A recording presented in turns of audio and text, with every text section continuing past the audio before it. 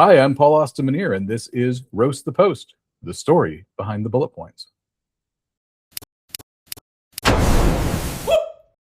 All right, Jen. So a couple of weeks ago, we did a little exploratory experiment type episode where we went through a job post that you had written for your own use. You were hiring someone to work for you in the organization that you're with right now, and we kind of deconstructed it in real time and did some editing and talked about it. And you made some changes, and you took that away, and you took a system that you built for hiring around that job post, and you tried it out.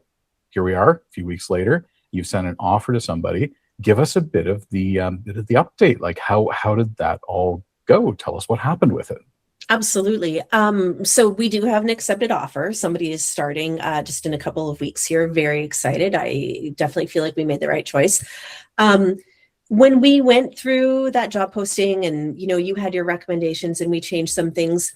Some things I changed, some things I didn't, just based on me knowing our organization and what might not fly internally, maybe like due to politics or structure or whatever. So some things I didn't necessarily change, but took note of, and some things I absolutely did. And one of the biggest things was changing the job title. We had executive assistant, and we changed it to operations coordinator. And I think that was just a really good call, and that worked out well in our favor. We also didn't post it on LinkedIn as a job that people could apply to. We posted it as a PDF attached to a job posting and then sent it out to our company's networks. And so the employees sent it out. And then other people connected to our organization also sent it out, which helped to minimize how many applications we actually received. Because a role like this, as we know, administrative, you're going to get a lot of people because a lot of people are qualified to do this type of work. It's a lower barrier to entry. So you're likely to receive more applicants. So this kind of mitigated that a little bit. We didn't get thousands of applications like we would have, but we got, I don't know, maybe 100. The downside to that, which I learned, was that you can't just close the job posting, right? Like on LinkedIn, you can close the job posting and you're no longer receiving applicants. But I realized a little bit too late that you can't do that because now it's out into the network. And so took on a life of its own. Yeah. So people would keep applying. And I was like, oh, dang, we're already in like the second round of interviews. And so I replied to every single applicant, and just let them know that we were no longer receiving applications. I got one response that was very angry, saying like, how do I even stand a chance in this market? And I haven't had a chance to reply to that because I went on vacation. So I was away for two weeks. And so that was tough. I want to go back and I want to reply and I want to say, I understand that this is how you feel. It's very frustrating. The posting is closed and you haven't even been reviewed yet. And I had some people who shared personal information about themselves, because that's part of what we asked for in the job posting was, like what's something that interests you? What's something about yourself? What's something that you're proud of that you've created? Maybe it's a recipe. Maybe it's something that you crocheted, whatever it is. So people were sharing parts of themselves. And so that's also part of the reason why I wanted to make sure that there was a human touch. And I responded to every single person because I asked that of them and I had to give that back. We also anticipated that would be a really heavy lift for me, being a team of one, and having no applicant tracking software whatsoever. So yeah, it did take a lot of my time, but because it wasn't an open job posting, I felt like that was manageable. I did have a template of responses to people, but then I customized it based on the personal touch that they gave. So that was interesting. People really appreciated the human approach to the job posting. Even people who were rejected really took the time to respond then and say, like, I appreciate the human approach you've taken to this. This is very different than what we're used to seeing. So there was a lot of that too from the candidates, which felt good. and then there are the people who wanted more. Okay, but give me feedback about why I wasn't chosen. And those, again, it's been 2 weeks. I haven't had a chance. It's been even longer. I haven't had a chance to reply because I was away on vacation, and then we were interviewing and trying to move quickly through the process. So I feel like I've left some people hanging, and I do intend to go back to give them a more personalized response. Just haven't had the chance yet. We also provided, for the people going through the interview process, we didn't do a phone screening whatsoever. We just went straight into round 1 interview. So that meant that I more rigorously screened their resumes. And after round 1, I gave the unsuccessful candidates feedback on, why they weren't successful. And then I gave the people moving on to the next round very, very personalized feedback about what maybe didn't work so well, what was really great, and what they could do more of in the next round. And for all cases, they were given as much information as possible. Here's what we're looking for. Here's what we're assessing. Here are the types of questions that we will be asking you. Here are the people you're going to be meeting with. And all of that information was given ahead of time. And I know some people don't like that because they want to almost see, I was going to say they want to have a gotcha moment, but it's not that. They just want to see how people think on their feet. And I think if people are successful in their roles of what they've done before, I've been in an ops coordinator role for the past 3 years. Well, obviously you can think on your feet, and that's not something that I feel like we need to be assessing in interviews. So I felt comfortable giving them the information ahead of time, and people felt really appreciative of that as well.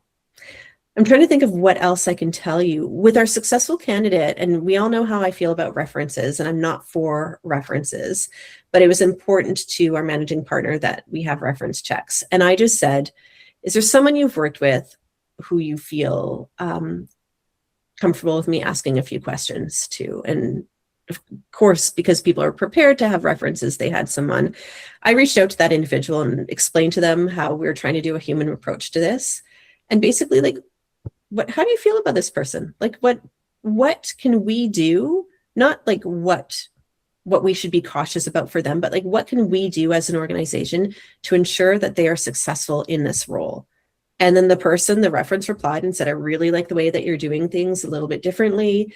And just gave me some really lovely information about the person we're hiring, and helpful to us, helpful for planning onboarding. It's been a cool approach. And that's really, firstly, I think it was a very bold choice to take this human-centered process approach to hiring. You had your job advertised for a few days, sort of thing. It went out through kind of peer-to-peer networks, and you still got 100 applicants. Yeah, that's a lot. Replying to each of those 100 applications, not exactly a nothing commitment of time. But then taking that one step further and providing feedback to people who were, successful going into that second round, that's a whole other level. And ultimately, that would be super useful for the people going into that second round of interviews, right? It's almost like you have to think about, are you trying to exclude people from this process and filter them out? Or are you trying to include the best person and give everyone an equal shot at being the best candidate and filter that person in? Philosophically, kind of two different approaches, right? It's interesting to do it this way. I think you're absolutely right. This is the whole philosophy was that we want you to get the job. We want anyone who's applied to get the job. There's only one job though. So it's filtering that right person in instead of excluding. And what I said to the candidates who weren't successful, who made it through, and we did 2 rounds, that was it, 2-round interviews, was that it was more about what we discovered about our needs through the interview process, right? Through the interview, we discovered, okay, maybe we have this gap, or this person has something that we don't have, or something that we need. And that's what we discovered. It wasn't anything about them necessarily. that they didn't do right. It was about this one person rose to the top because of our needs organizationally. Really, really, that's what it is. So, yeah. Very, very interesting. Very interesting. I feel like we're going to come back to this topic again at various points over the year and just like chit chat about it. Maybe we should write a book about the process and put together something to help people figure out how to create kind of more human hiring systems in their own organizations, because it's not the normal story. Very, very rarely do you hear of an organization doing something like this and really putting the experience of the candidate at the forefront. Usually it's the opposite. Usually it's the ATS black hole. Usually it's the ghosting. Usually it's this and that. And I couldn't have done it if I didn't work at a small organization. Like if I didn't have a million things on my plate, it just wouldn't have been possible. So because I had the perfect environment to kind of try this out, I did, because otherwise I just don't think it would be possible unless you had people dedicated, like dedicated recruiters or talent acquisition or whatever to do it. And then they had the time and space to be able to do it. The other thing I should add too is that this person who was successful for the role, and everyone we interviewed actually, no one was an internal referral. No one knew someone. And I know that that's the way that things are going these days. Everyone, we've had these conversations too, like even offline, Paul and I, about how the way of the future, like getting your foot in a door at an organization, is having some kind of internal referral, like someone knows someone and then they get you in. And that's not what happened in this case. Nobody knew this individual whatsoever, or any of the individuals interviewing.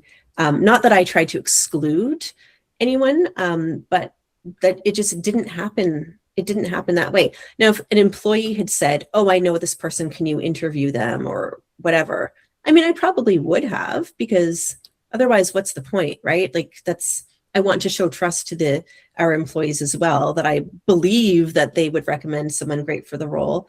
But that didn't really happen. So this was somebody who's absolutely unknown to our organization, which to me brings in more diversity and lessens that chance of having like that echo chamber kind of situation happening.